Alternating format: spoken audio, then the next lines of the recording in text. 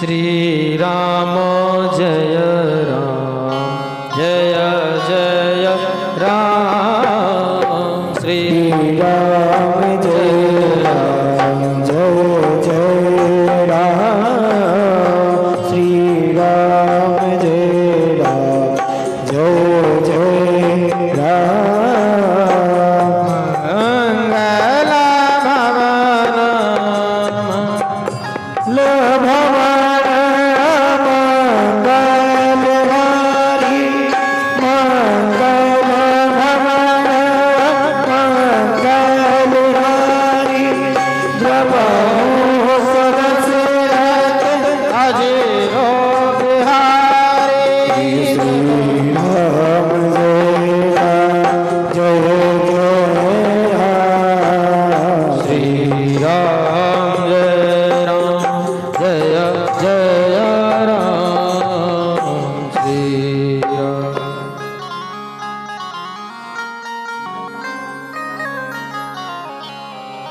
बोले भक्तवत्सल भगवान की जय हो। इसलिए सप्ताह श्रवण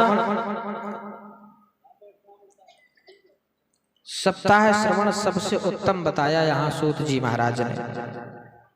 88,000 ऋषियों ने सूत जी से कहा ऐसी पावन कथा, ऐसी मंगलमयी उपाय बताओ जिससे कि कलयुग से बचा जा सके। कलयुग से बचने का कौन सा उपाय हो सकता है? तो सूत जी ने बड़ा सुंदर उत्तर बताया। वैसे तो करोड़ों साधन है, पर व्यास ने यह समझाया है। सप्ताह श्रवण है सर्वप्रथम, ऐसा वेदों ने गाया। सप्ताह श्रवण से कुछ भी संभव हो सकता है। भागवत जी की पावन कथा को श्रवण करने से कुछ भी संभव हो सकता है। बड़े से बड़ा दुख कट सकता है, बड़ा सा बड़ा संताप छूट सकता है। इसमें कोई संदेह नहीं है, कोई संदेह नहीं है। प्रश्न किया 88,000 ऋषियों ने, सनकादिक ऋषियों ने। हमने सुना है श्रीमद् भागवती वार्ता सर्व पीड़ा विनाशिनी, सभी पीड़ाओं को दूर करती है, सत्य सुना है। तब तो फिर महाराज इस संसार में कोई भी जीव दुखी रहेगा ही नहीं, सब सुखी हो जाएंगे।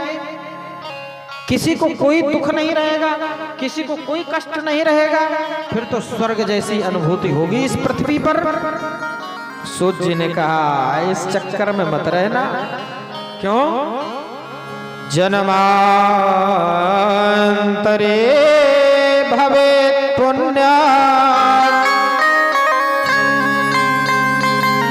तदा भागवतम लभे। एक जन्म नहीं, जन्म जन्मांतर के जब पुण्यों का उदय होता है तब कहीं जाकर के भागवत की पावन कथा श्रवण करने को प्राप्त होती है। 88,000 ऋषियों ने कहा तो महाराज बड़ा सुंदर, बड़ी अच्छी बात आपने बताई, एक कृपा और करो। क्या महाराज? कृपा ये करना कि ये हमें पता है कि इस जीव के पास ज्यादा समय नहीं है, इस जीव के पास न ज्यादा समय है और न ही ज्यादा व्यवस्थाएं। उसके अनुरूप उपाय बताइए, उसके अनुरूप कथा सुनाइए। कैसी कथा सुनाइए? अज्ञान ध्वांत विध्वंस कोटि सूर्य समप्रभा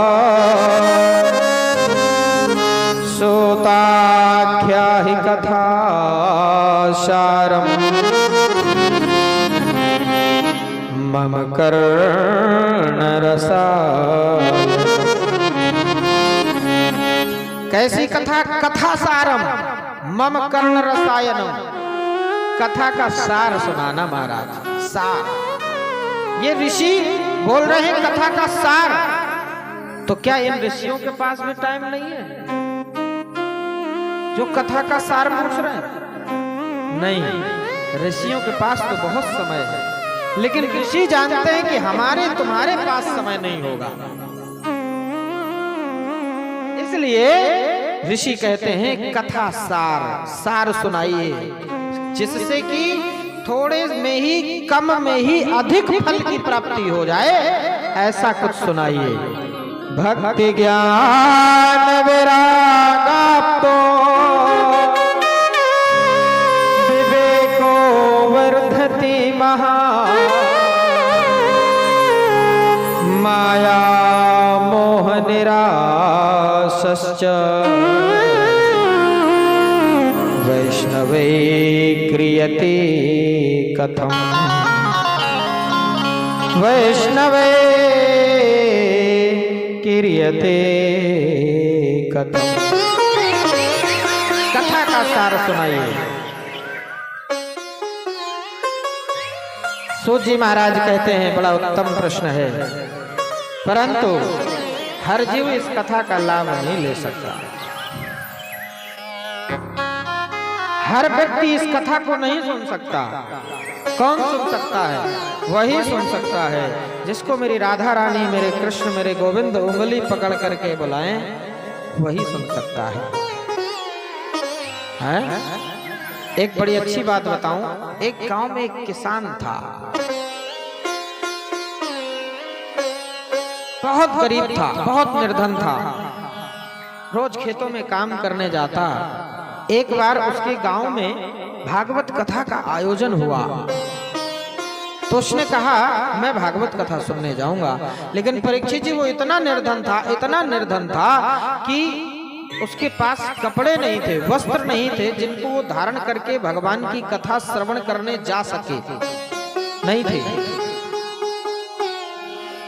कहीं से पैसे जोड़ जुड़ा करके एक पैजामा खरीद कर लाया कि इसको पहनकर मैं भगवान की कथा श्रवण करने जाऊंगा। और जब लेकर के आया तो वो पैजामा रेडीमेड था, थोड़ा सा बड़ा था। पत्नी से बोला कि मैं पैजामा लेकर के आया हूँ, थोड़ा सा बड़ा है, मुझे कल से गांव में हो रही श्रीमद् भागवत कथा में उपस्थित रहना है, तो इसे आप जरा काट करके इसे फिट कर दीजिए। पत्नी ने कहा कहाँ कथा वथा के चक्कर में पड़े हो, काम करने जाओ, 4 पैसे घर आएंगे।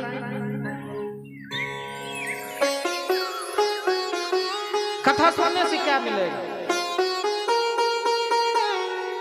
किसान ने कहा ठीक है। पत्नी ने मना कर दिया, मेरे पास बहुत सारे काम हैं, मैं नहीं कर पाऊंगी। बहन के पास गया, बहन ने भी मना कर दिया। फिर माँ के पास गया, लेकिन माँ तो कितनी करुणा, कितनी दयालु होती है। पुत्र को आता देखकर पहले तो बड़ा लाड़ लड़ाया, उसके उपरांत में कहती है पुत्र कुछ कार्य कर रही हूँ, अभी तुम अपने पैजामे को रख दो, थोड़ी देर बाद जैसे ही मैं फ्री होऊंगी मैं तुम्हारे पैजामे को इतना काट कर सिल कर रख दूंगी। ठीक है माँ। रात्रि भई, भोजन किया।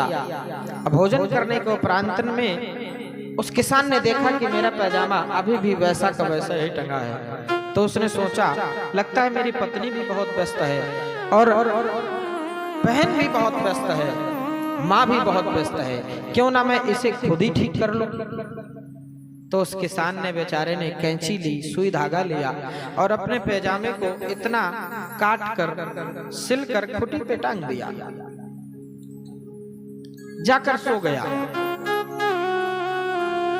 थोड़ी देर बाद पत्नी को याद आया, मेरे पति देवता ने कभी मुझसे किसी कार्य को करने के लिए नहीं कहा, आज मेरे पति ने पहली बार मुझसे कोई काम करने के लिए कहा और मैं इतनी दुष्टा, इतनी अभागिन कि मैंने अपने पति की वह बात भी नहीं मानी।